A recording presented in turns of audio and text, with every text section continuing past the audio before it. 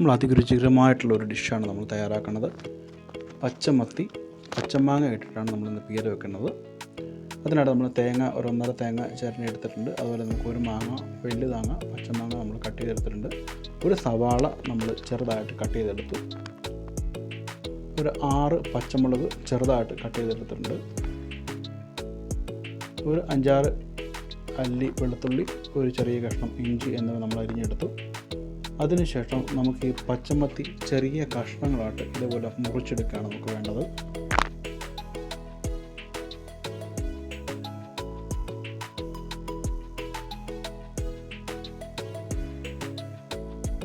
നമ്മൾ ചെറുതായിട്ട് കട്ട് ചെയ്തെടുക്കുമ്പോഴാണ് അതിനാണ് ടേസ്റ്റ് കൂടുതലായിട്ട് നമുക്ക് കിട്ടുന്നത്. അതുകൊണ്ടാണ് നമ്മൾ ചെറിയതായിട്ട് നമ്മൾ കട്ട് ചെയ്തെടുക്കുന്നത്.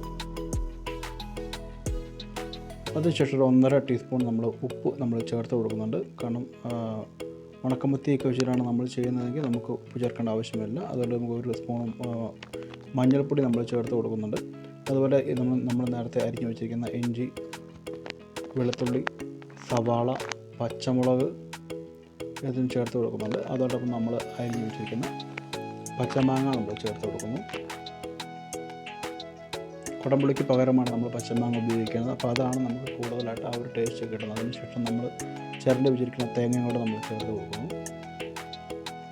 എല്ലാവർക്കും വളരെ സിമ്പിളായിട്ട് ചെയ്യാൻ പറ്റുന്ന ഒരു ഡിഷാണത്. ഏറ്റവും രുചികരമായിട്ട് നമുക്ക് ചോറിനൊക്കെ കൂട്ടാൻ വേണ്ടി പറ്റുന്ന ഒരു ഡിഷും കൂടിയാണ്.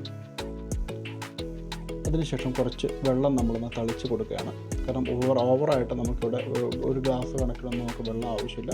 അതുപോലെ നമുക്ക് ഒരു 3 ടീസ്പൂണോളം അല്ലെങ്കിൽ 3 സ്പൂണോളം വെളിച്ചെണ്ണയും കൂടെ നമ്മൾ ചേർത്ത് കൊടുത്തിട്ട് നന്നായിട്ട് ഒന്ന് തിരുമിയെടുക്കുകയാണ് നമ്മൾ ചെയ്യുന്നത്.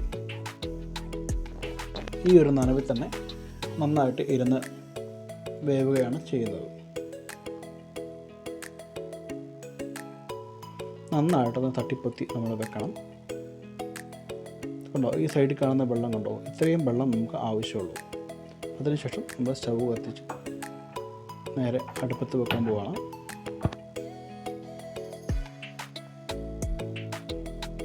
ഇതിന് മുകളിൽ കുറച്ച് കറിവേപ്പിലയും കൂടെ ഇട്ട് കൊടുത്തിട്ട് നമ്മളിത് മൂടി വെക്കണം.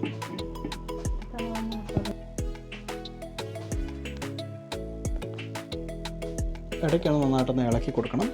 നമുക്കത് അടിയിൽ പിടിക്കാണ്ടിരിക്കാൻ വേണ്ടിയിട്ടാണ്.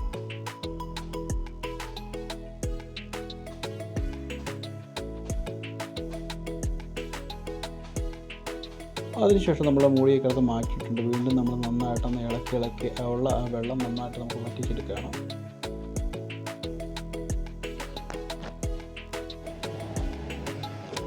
നന്നായിട്ട് വെന്ത് വരുമ്പോഴത്തേക്കും ഏകദേശം നല്ല പച്ചമാങ്ങയുടെ രുചിയും കാര്യങ്ങളൊക്കെ ആയിട്ട് ഇറങ്ങി വരും. അപ്പോൾ എല്ലാവരും ഒന്ന് തയ്യാറാക്കി നോക്കുക.